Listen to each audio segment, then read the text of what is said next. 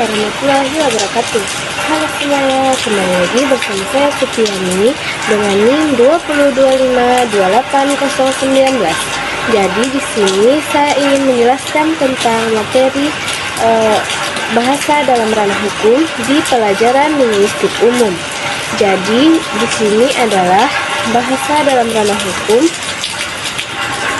Bahasa dalam ranah hukum adalah bahasa yang digunakan untuk merumuskan, menyampaikan, dan menafsirkan ketentuan hukum, baik dalam bentuk peraturan perundang-undangan, kontrak, akta, keputusan pengadilan, maupun dokumen ilegal lainnya.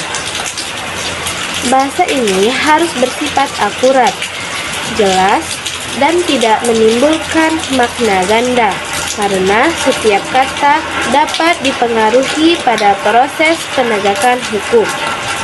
Fungsi bahasa dalam ranah hukum ada 4, yaitu yang pertama adalah sarana penyusunan aturan hukum. Sarana penyusunan aturan hukum itu adalah digunakan untuk merumuskan pasal, ayat, dan ketentuan hukum dengan struktur dan sistematis. Yang kedua adalah sarana komunikasi hukum. Sarana komunikasi hukum ini menyampaikan informasi hukum kepada masyarakat, aparat penegak hukum, dan lembaga negara. Yang ketiga adalah sarana penafsiran. Sarana penafsiran ini adalah hakim, jaksa, dan pengacara menafsirkan bunyi pasal melalui bahasa yang digunakan dalam teks hukum. Yang keempat adalah sarana pembuktian.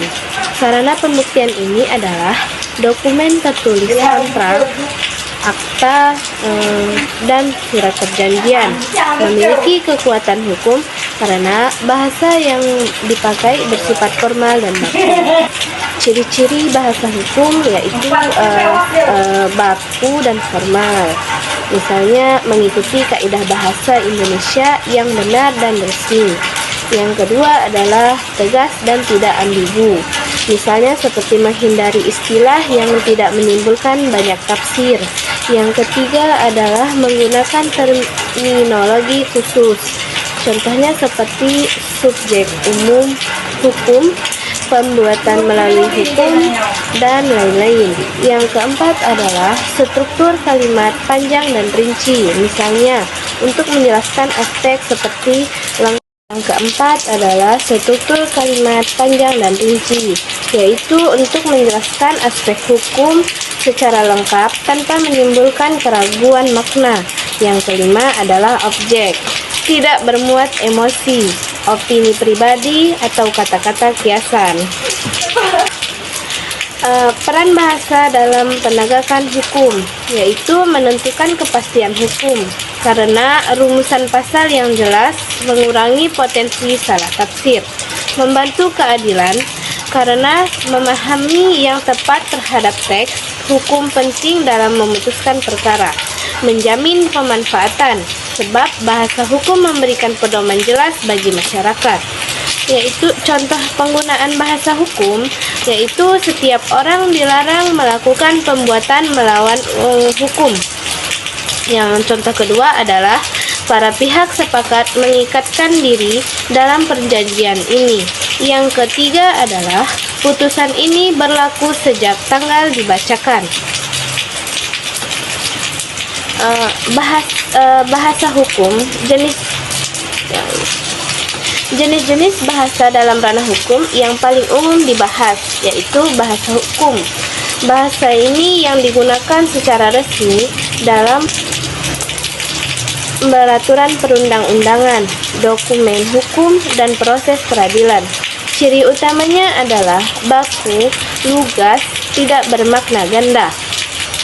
Contohnya adalah setiap orang berhak memperoleh perlindungan hukum.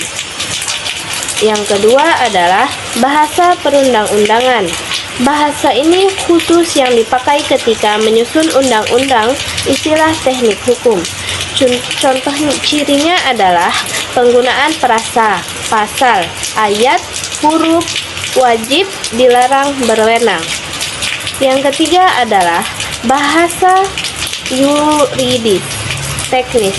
Bahasa ini yang berisi istilah khusus dalam ilmu hukum. Contohnya adalah kontrak, pertanggungjawab pidana, dan lain-lain. Yang keempat adalah bahasa administrasi hukum. Bahasa ini yang digunakan dalam dokumen administratif hukum seperti surat kuasa, surat pernyataan, dan putusan. Contohnya adalah formal, mengikuti format buku, langsung pada tujuan. Mungkin hanya ini yang dapat saya jelaskan di materi bahasa dalam ranah hukum. Sekian, terima kasih. Wassalamualaikum warahmatullahi wabarakatuh.